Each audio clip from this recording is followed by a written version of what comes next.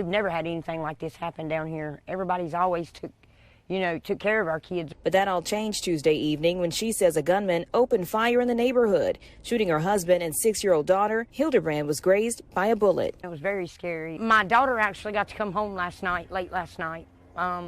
She just had a bullet fragment in her cheek. Still scary. But my husband, he's still in the hospital. He's in trauma. I'm doing the best I can. I just wish they'd catch this guy. Neighbors say it all stemmed from kids playing and a basketball rolling into the suspect's yard. As soon as I saw him coming out shooting, I was hollering at everybody to get down and get inside. So yet another one of these events happened this time. A basketball rolling into someone's driveway with children around, of course, other adults as well. The homeowner comes out and goes to shooting at everyone. Crazy how that works. It's not like it's America or anything. They talked about a 6-year-old girl that was also struck. Let's go ahead and go to that. Her name is Kinsley White. As you can see, she had to deal with the injuries there on her face. She was shot in the cheek while her father also remains in hospital with kidney damage after he was shot in the back. Jesus. Witnesses say that suspect came out of the house and kept shooting until he ran out of bullets. That suspect is 24 years old. His name is Robert Louis Singletary. He took off afterwards, and he's still on the loose. That's why the mother there was talking about how they hope they find this guy. It's the same similar story we've seen from before, from Kansas City to New York to where we went to Texas. Everywhere else, like I mentioned also the other day, these are the ones that we've been talking about. So you can imagine just how many of these things happen that we don't hear about, that don't become national news. So local news stations, specifically Queen City News and 6 ABC interviewed the little girl, and she gave her account of what went down. I just hope my daddy was okay. Is he okay? I love him and said he loved me too. He's okay. Why did you shoot my daddy and me? Tried to shoot a kid's dad. So the trauma that she's going to be living with for the rest of her life based off of her father, depending on what kinds of injuries, potentially lifelong injuries come out of this, or who knows whatever else could happen. We don't know the status that he's in right now, but also just from her. Will she then think, oh, I should pick up a gun and continue this type of thought process because I have to, make sure I don't get shot, so I have to shoot first again. These things build off of each other. And then again, of course, the rest of the community there as well. So this guy is facing 4 charges of attempted murder while he's on the run there. So if you guys, I'm sure you guys saw the blaring differences here that we're seeing. And this, first of all, one of the victims, this child being only 6 years old, it's the youngest of this latest string. But that suspect, let me get his name again, Robert Louis Singletary, is on the run. Little white girl, older, 20-something black guy who came out shooting indiscriminately like anyone else in this country does. So I've seen some of the comments about it, and it went to, okay, so when are we going to start filing these hate crime charges? Or when is there going to be a GoFundMe for this little girl? Because look, whenever it's a black person shooting at a white person, then suddenly no one cares. I can even maybe see some of your frustrations based off of some of this. But you know what we've seen in every one of these cases, Jackson?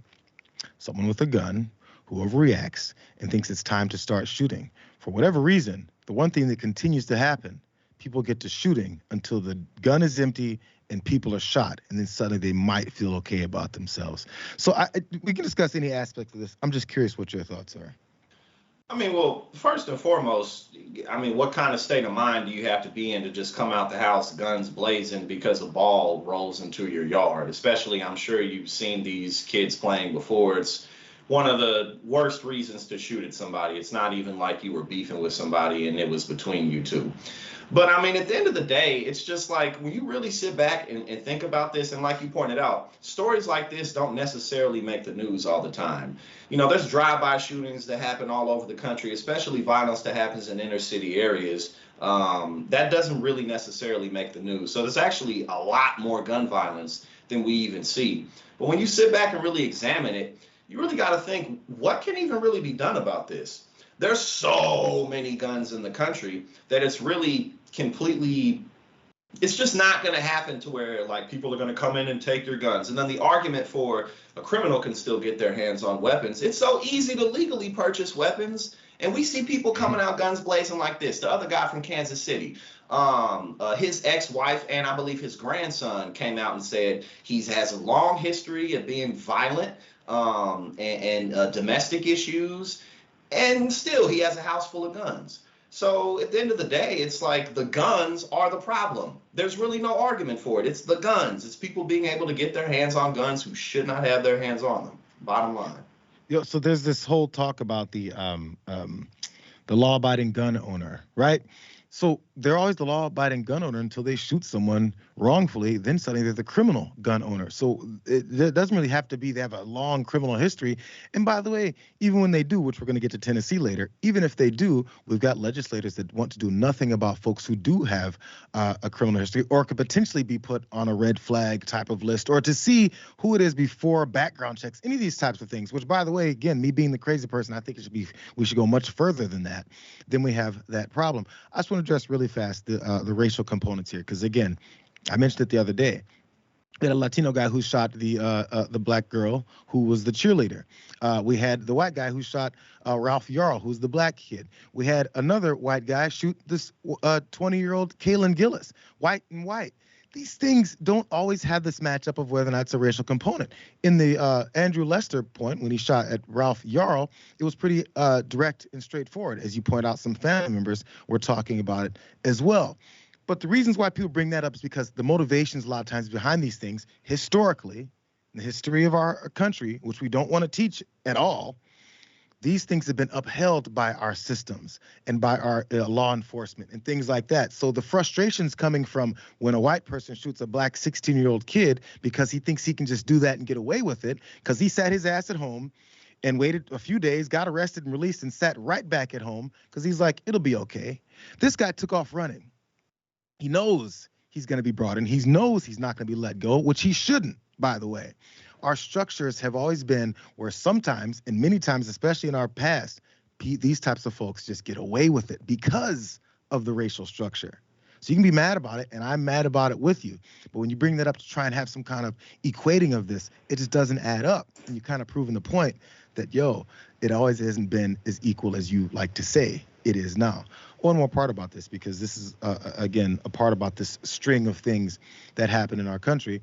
There's another case in Nashville, again, Tennessee. This Walgreens employee claims self-defense after he then went out shooting this pregnant woman that workers say was caught shoplifting. His name is Matarius Boyd. He's 21 years old. These folks are young in so many of these cases. And he claims he fired his semi-automatic gun in self-defense because he said he was in fear and didn't know if the woman who he shot, her name is Ferguson, and another woman, whether or not they were armed. That's what police said about it. She was pregnant. She had to have an emergency C-section in the hospital because of this after her friend then took her. Now, some of the details of that story, Jackson, was that they were shoplifting. So this manager tried to stop them. She maced him and took off and ran out the front door. And he said, I wasn't sure if they were armed, so I got to shooting. Think about that statement. I wasn't sure if they were armed, so I got scared that they might shoot me as they run away and steal things and mace me, so I got to shooting. I think the reality was you were upset that you got maced, you were assaulted, things got taken out of your store, and you wanted some revenge. That's human nature. Yeah. Admit it, bro. Don't try and hide behind, I was so scared. You wanted revenge. That's what you wanted. That's all. Yeah, absolutely. He wanted revenge, and he had a gun in his hand, and he went after it, 100%. And too, like you said, I mean, these types of issues really aren't age-related. You know what I'm saying? You could be 80, 70.